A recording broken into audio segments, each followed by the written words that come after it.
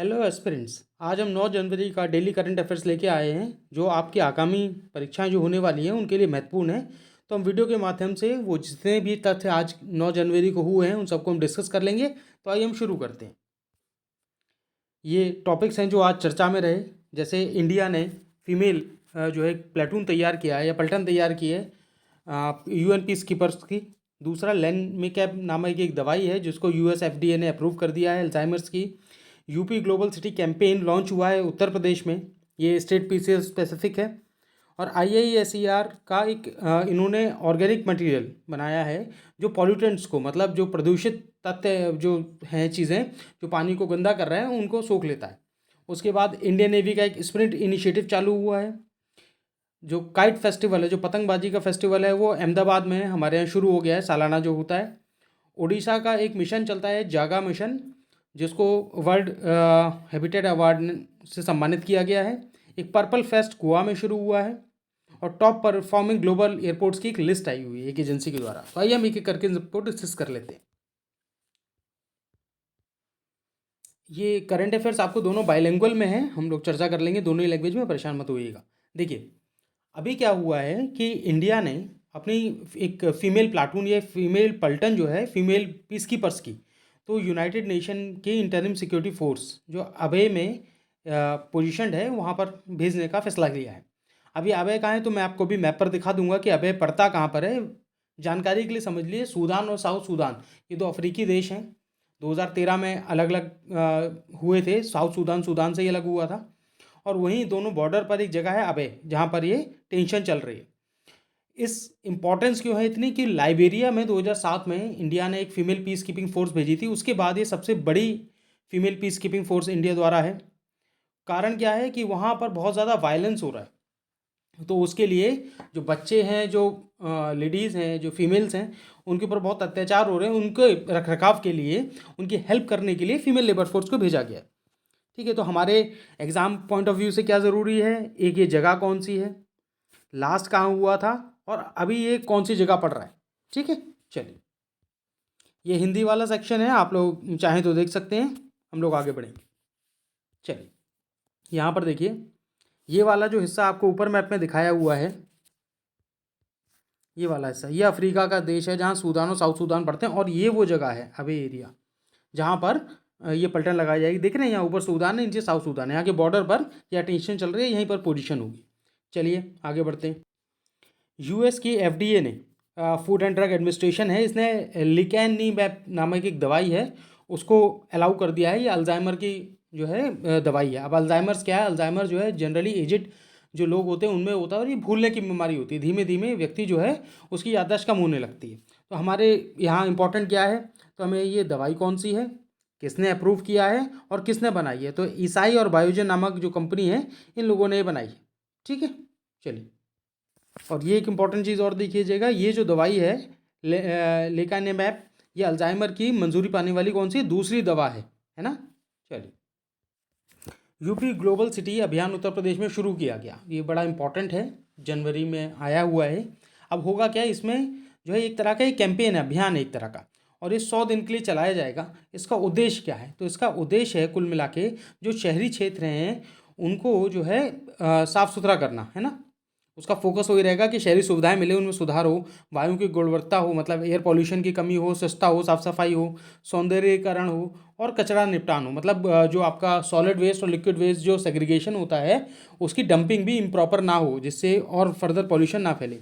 और ये यूपी की सारे 762 नगर निकायों में लागू हो गया। ठीक है, तो याद रखिएगा। और इसका जो अनाउंसमेंट है वो योगी आदित्यनाथ जी ने किया हुआ है, और उसकी फ़ोटो भी लगी हुई है यहाँ पर, आप देख सकते हैं। चलिए, अगली न्यूज़ है, आईआईएसईआर ने जो है एक आयनिक ऑर्गेनिक मटेरियल, जो पॉल्यूटेंट्स को, जो प्रदूषित तत्व हैं उनको निकालने के लिए जो है कि नया मटेरियल डेवलप किया है। तो हमारे लाइक यहाँ जानने लायक पहली चीज़ क्या है कि किसने डेवलप किया, आईआईएसईआर ने, और कहाँ है, ये पूना में है। दूसरा क्या है, ये एक तरह का जो है ना स्पॉन्ज बेस्ड है। स्पॉन्ज होता है जो सोख लेता है फोम जैसा, तो वो क्या करेगा, वो सोख लेगा इन्हें।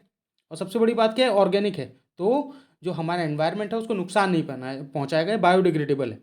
और ये क्या क्या करेगा, ये टॉक्सिक कंटेमिनेंट्स को सोख लेगा।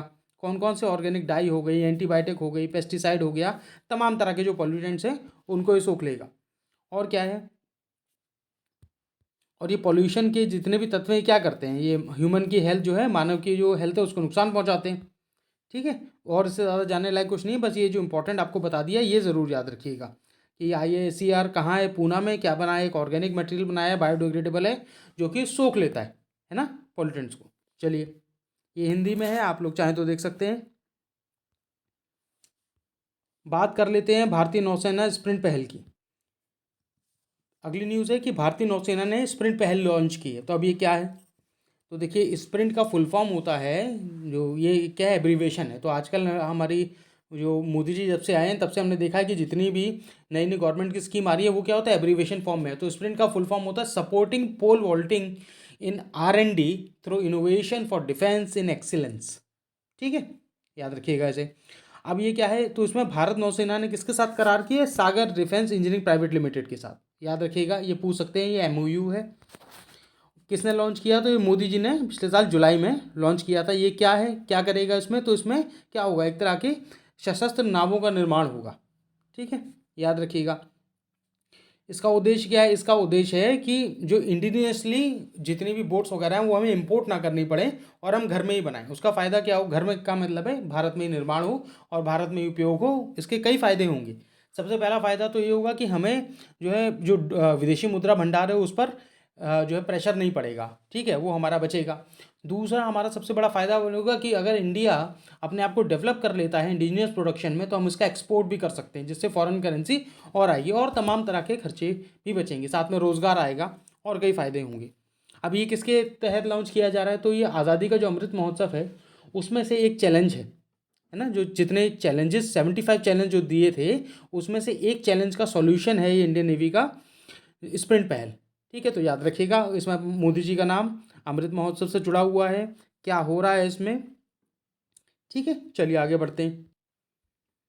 इंटरनेशनल काइट फेस्टिवल, अंतर्राष्ट्रीय पतंग जो फेस्टिवल है वो कहाँ 2023 का कहाँ ऑर्गेनाइज हो रहा है, अहमदाबाद गुजरात में। ठीक है, 7 तारीख को इसको लॉन्च किया, किसने, वहाँ के जो चीफ मिनिस्टर हैं गुजरात के श्री भूपेंद्र पटेल जी ने। और इसकी थीम क्या है, तो इसकी थीम जो है G20 कंट्रीज़ के अराउंड घूमेगी। अब G20 की बात कहाँ से आ जाती है, अक्टूबर में हमारा इंडिया होस्ट करेगा G20 समिट। ठीक है, तो उसी के लिए आप देखेंगे कि पूरे साल जितने भी कार्यक्रम हैं उसको कहीं ना कहीं G20 से जोड़ के देखा जा रहा है। ठीक है, अब इसमें डेट देख लीजिए कि 8 से 14 जनवरी तक ये मनाया जाएगा अहमदाबाद गुजरात में। अब इसमें जानने लायक चीज़ ये है कि एक तो बहुत बाहर से विदेशी लोग भी यहाँ पतंग का एंजॉय करने आते हैं, तो हमें टूरिज़्म बहुत आता है। दूसरा फ़ायदा इसका क्या है कि पिछले 2 साल से कोविड की वजह से ये कार्यक्रम जो है वो ठप पड़ा हुआ था, अब इसका शुरुआत हुई है। ठीक है, और इसमें G20 के जो डेलीगेट्स हैं उनको भी आमंत्रित किया गया है। हमारे लिए इसमें वेन्यू पूछा जा सकता है, किससे रिलेटेड है वो पूछा जा सकता है, किसने उद्घाटन किया और ये कब से कब तक था। ठीक है, ये हमारे लिए कुछ जानने लायक तथ्य थे। हम लोग आगे बढ़ते हैं। अब देखिए जो UN का एक हैबिटेट अवार्ड होता है। ठीक है, ये किसको मिला है, जो उड़ीसा में एक कार्यक्रम चलता है जगा मिशन, उसमें। अब ये मिला है, तो इससे रिलेटेड थोड़ा फैक्ट देख लेते हैं कि जो जगा मिशन है उसमें क्या क्या है। तो ये जो है टारगेट करता है स्लम डवेलर्स को।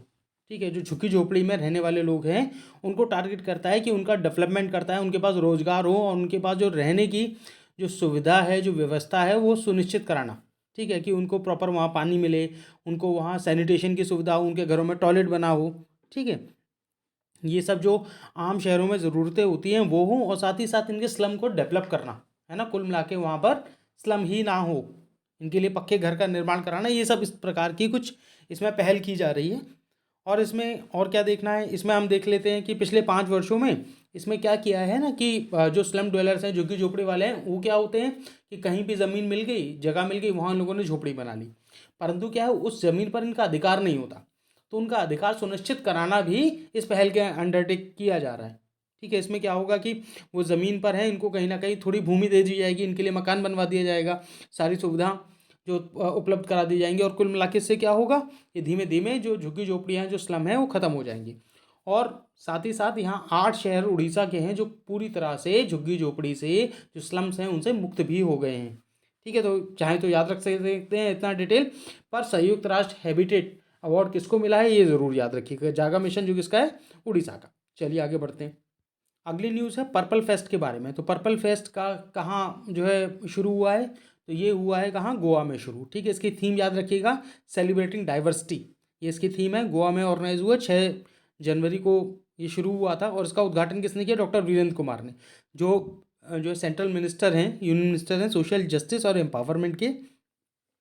ठीक है, अब इसमें क्या होगा, इसमें कुल मिला के जो PWD हैं, जो दिव्यांग हैं, उनके द्वारा बनाए हुए प्रोडक्ट जो है वो एग्जिबिट किए जा रहे हैं वहाँ। उनके द्वारा कोई टेक्नोलॉजी डेवलप की है तो उसको झांकी के रूप से दिखाया जा रहा है। इससे क्या हो रहा है, टूरिस्ट भी अट्रैक्ट होगा, साथ ही साथ जो है PWD को मदद मिलेगी उनके डेवलपमेंट में। ठीक है, अब इसमें पर्पल कलर ही क्यों लिया गया, तो पर्पल कलर का जो है ना एक इंटरनेशनल सिंबल बना हुआ है, जो पर्सन विद डिसेबिलिटीज़ हैं, जो दिव्यांग्स हैं, उनके लिए इसका इस्तेमाल किया जाता है। ठीक है, इस कलर को जो है सिंबल की तरह इसमें इस्तेमाल किया जाता है। तो यही हमारे जानने लायक चीज़ें थी। आगे बढ़ते हैं। पूरे विश्व में जितने भी इंटरनेशनल एयरपोर्ट्स हैं उनके लिए एक नई जो है एक रिपोर्ट आई है, जिसमें आपके अलग अलग जो हवाई अड्डे उनमें रैंकिंग की गई है। अब हमारे लिए इंपॉर्टेंट इसलिए हो जाती है कि जो टॉप 10 शीर्ष एयरपोर्ट हैं उसमें 2 एयरपोर्ट जो हैं वो इंडिया के भी हैं। तो इस रिपोर्ट को प्रकाशित किसने किया है, तो इस रिपोर्ट को प्रकाशित किसी ने किया है, सीरियम एविएशन एनालिटिक्स ने। ठीक है, याद रखिएगा, पूछ लेते हैं कौन जारी किसने किया। अब इसमें ज़रूरी क्या है, देखिए, बेंगलोर में एक केम्पेगौड़ा इंटरनेशनल हवाई अड्डा है, अंतर्राष्ट्रीय हवाई अड्डा, और एक दिल्ली का इंदिरा गांधी इंटरनेशनल हवाई अड्डा या अंतर्राष्ट्रीय हवाई अड्डा, IGI भी बोलते हैं इसे। तो इनको जो बेंगलोर वाला है उसको दूसरे नंबर पर रखा गया और 7वें नंबर पर रखा गया है इंदिरा गांधी अंतर्राष्ट्रीय हवाई अड्डे को। इसमें और अवार्ड्स भी दिए गए हैं, पर वो हमारे जो है परीक्षा की दृष्टि से उतने ज़्यादा महत्वपूर्ण नहीं है, इसलिए उनको हमने छोड़ दिया है। अब इसमें देखिए, आपको टॉप 3 याद रखने ही पड़ेंगे। पहले नंबर पर हैनेडा एयरपोर्ट, ये कहाँ का है, जापान का, टोक्यो में है। दूसरा है केम्पेगौड़ा अंतर्राष्ट्रीय हवाई अड्डा, ये बेंगलोर में स्थित है। तीसरा है salt lake city international airport, ये ऊटा में है, कहाँ, USA में। और 7वें नंबर पर इंदिरा गांधी अंतर्राष्ट्रीय हवाई अड्डा है, जो दिल्ली भारत में है। इसके अलावा एक अवार्ड और है, जो मोस्ट पंक्चुअल एयरलाइन है, उसका अवार्ड मिला है अजोल एयरलाइंस को, ये कहाँ की है, ब्राज़ील की। ठीक है, तो याद रखिएगा इसे। चंदमनी IAS अकेडमी BPSC 68वीं परीक्षा के लिए लेके आया क्लास और टेस्ट सीरीज़, जहाँ GS की टेस्ट और क्लास सीरीज़ 2 अक्टूबर से हमारे यहाँ शुरू हो गई है। और इन क्लास टेस्ट और नोट्स भी प्रोवाइड कराए जा रहे हैं। 41 टेस्ट पूर्ण रूप से डिस्कशन के साथ कराए जाएंगे। आप लोग अधिक जानकारी के लिए जो नंबर है 8002255086 पर कॉल करके अधिक जानकारी प्राप्त कर सकते हैं। आज के लिए हम लोगों ने 9 जनवरी से रिलेटेड जितनी भी करंट अफेयर्स हमारी परीक्षा के लिए महत्वपूर्ण था वो हमने डिस्कस कर लिया है, और इसी श्रृंखला को हम लोग कल फिर जारी रखेंगे। 10 तारीख का जो करंट अफेयर्स है उसको डिस्कस करेंगे। तब तक के लिए पढ़ते रहिए, स्वस्थ रहिए। आप सबका बहुत बहुत धन्यवाद इस वीडियो को देखने के लिए।